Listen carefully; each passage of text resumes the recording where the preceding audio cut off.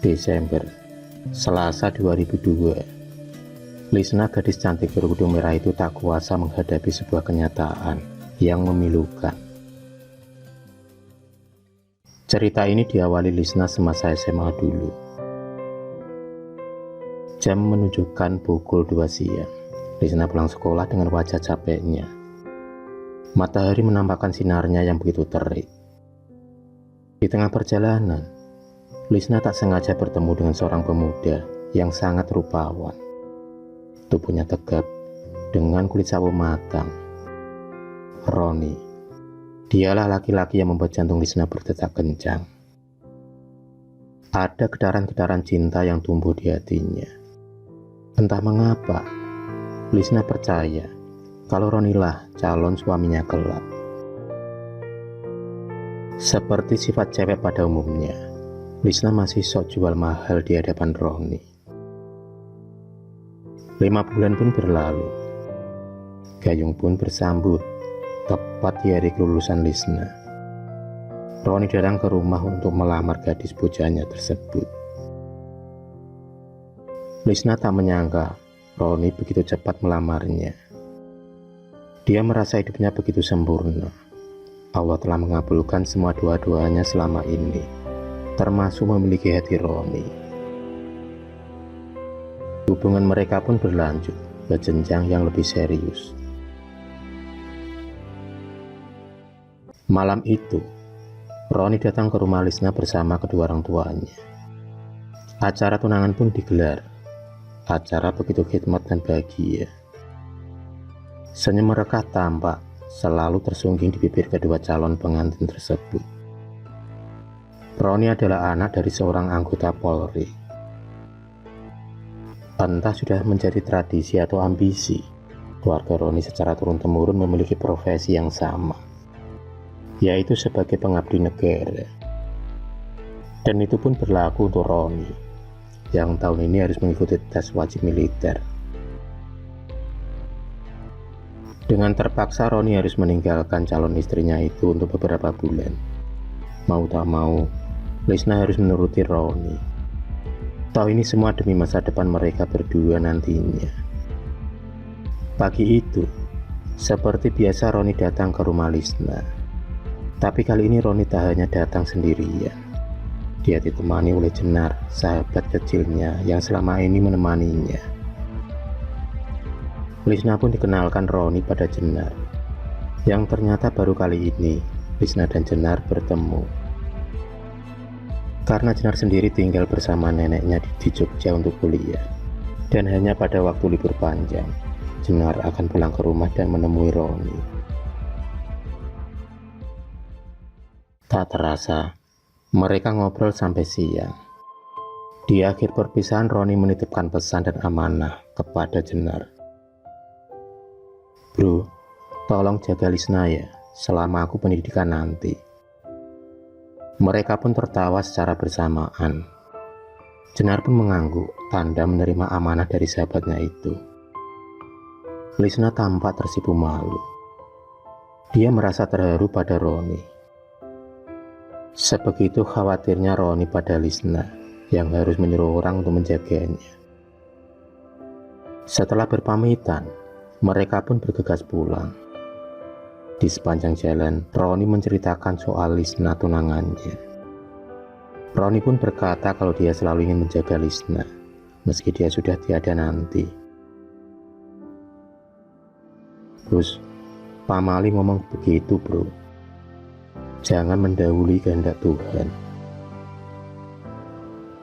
Suara Jenar mengagetkan Roni. Setelah sampai di rumah, Roni memberikan sebuah cincin kepada Jenar. Roni menyuruh Jenar untuk memberikannya kepada Lisna setelah dia berangkat nanti. Pagi pun tiba. Roni berangkat diantar oleh keluarga besarnya, sedangkan Lisna hanya berkomunikasi lewat HP. Lisna tak bisa mengantar Roni, lantaran harus menjaga ayahnya di rumah sakit. 1 bulan pun berlalu. Malam itu, suasana begitu mencekam. Rintik hujan semakin lama semakin deras. Lisna yang kebetulan di rumah sendirian merasa ketakutan. Suara petir menggelegar dari luar pintu. Tiba-tiba Lisna mendengar suara lirih memanggil namanya. Lisna, Lisna. Suara itu tak asing di telinganya. Bulu kuduk Lisna mulai berdiri. Lisna berusaha mencari arah suara tersebut. Dia memberanikan diri untuk mengintip dari luar jendela. Di antara gelapnya malam dan derasnya hujan, terlihat samar-samar dari kejauhan sosok laki-laki yang sangat dia kenal. Sosok laki-laki itu tak lain adalah Roni. Mana mungkin itu Mas Roni? Gumam Lisna. Dia merasa itu hanya bayangannya saja, yang selalu rindu dan memikirkan kekasihnya yang sudah 1 bulan ini tak bertemu. Akhirnya Lisna memutuskan untuk tidur.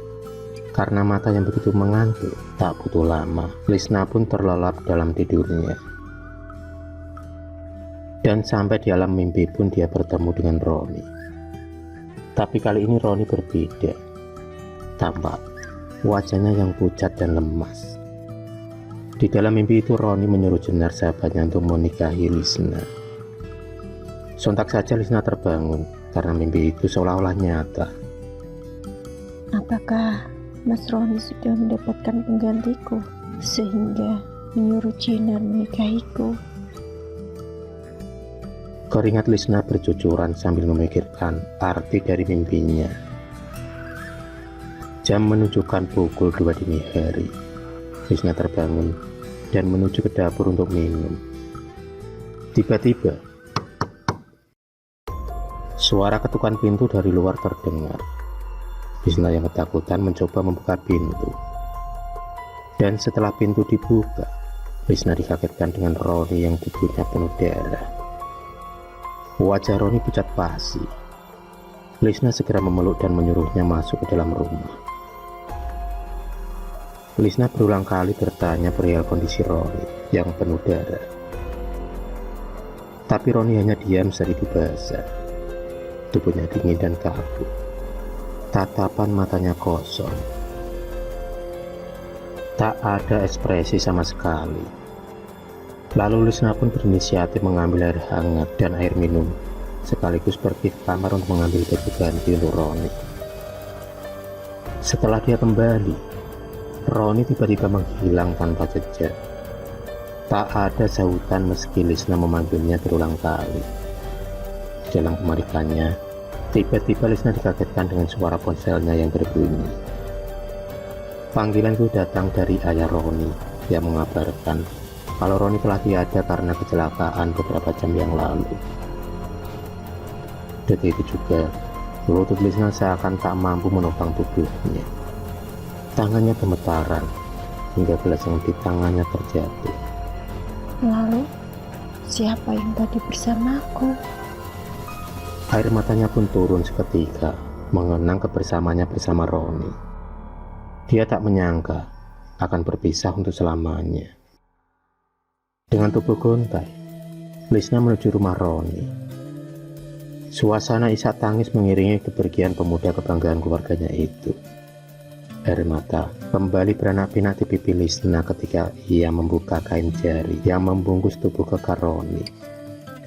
Tubuh yang selalu menjaga Lisna itu kini terbujur kaku tak berdaya.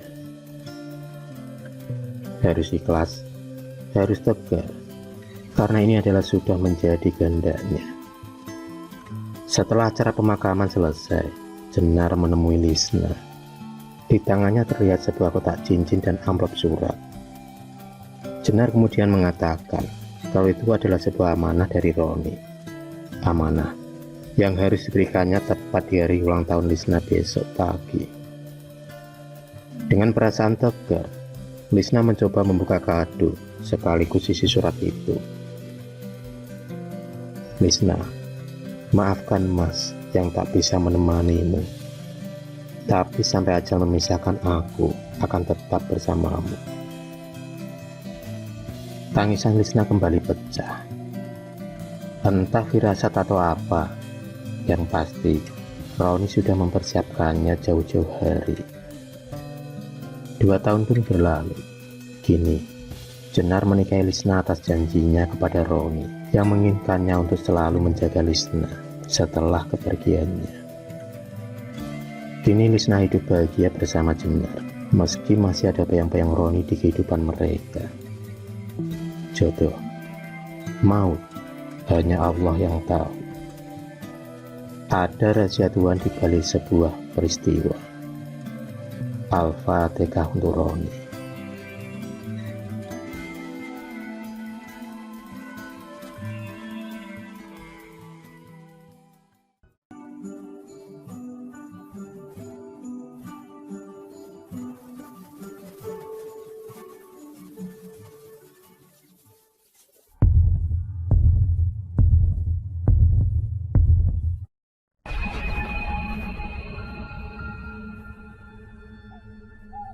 Terima kasih sudah menonton video cerita bergambar ini. Klik subscribe untuk terus berlangganan video-video cerita bergambar selanjutnya. Semangat berkarya.